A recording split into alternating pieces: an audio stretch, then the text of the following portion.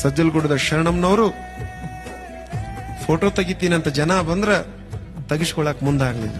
ನೋಡಿ, ಅಮ್ಮ ಅವರು ಫೋಟೋ ತೆಗಿತೀನಿ ಅಂದ್ರೆ ನಮ್ಮ ಇಲ್ಕಲ್ ಒಳಗ ಕೆಂದುಳಿ ರಾಜಣ್ಣವ್ರು ಎಷ್ಟು ಸಾರಿ ಅಮ್ಮವ್ರ ಫೋಟೋ ತೆಗೆದ್ರು ಫೋಟೋ ಒಮ್ಮೆ ಮೂಡ್ಲಿಲ್ಲ ಅಂತಂದ್ರ ರೀಲ್.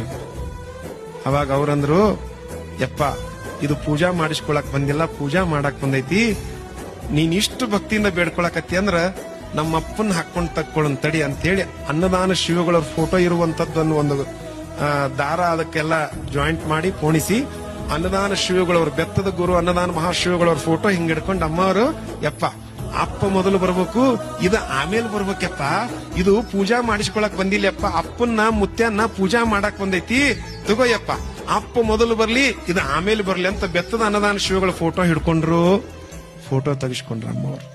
ಅಂತ ಸಜ್ಜಲಗೂಡದ ಶರಣಮ್ಮನವರು 102 ವರ್ಷಗಳವರೆಗೆ ತಮ್ಮ ಶಿವಯೋಗದ ಸಾಧನೆಯನ್ನು ಮಾಡಿ ಲಿಂಗಾರ್ಚನೆಗೆ ಕೂತ್ಕೊಂಡ್ರಂದ್ರೆ ಕೈ ನಡಕ್ತಾ ನಡಕ್ತಾ ನಡಕ್ತಾ ಕೈ ಕೆಳಗ್ ಬಿದ್ರೂ ಲಿಂಗ ಅಂತರ್ಲೆ ನಿಲ್ತಿತ್ತಂತೆ, ಲಿಂಗ ಅಂತರ್ಲೆ ನಿಲ್ತಿತ್ತಂತೆ. ಅಂತ ಶಿವಯೋಗದ ಸಾಧನೆಯನ್ನ ಮಾಡುವಂತ ದಿವ್ಯ ಶಕ್ತಿಯನ್ನು ದಯಪಾಲಿಸಿದವರು ಹಾಲಕೆರೆಯ ಪರಮ ತಪಸ್ವಿಗಳಾಗಿರುವಂತ ಗುರು ಅನ್ನದಾನ ಮಹಾಶಿವಯೋಗಳವರು, ಗುಡ್ದೂರಿನ ಗುರು ದೊಡ್ಡ ಬಸವಾರ್ಯರು ಅನ್ನೋದನ್ನ ನಾವು ಯಾರು ಕೂಡ ಮರಿಬಾರದು.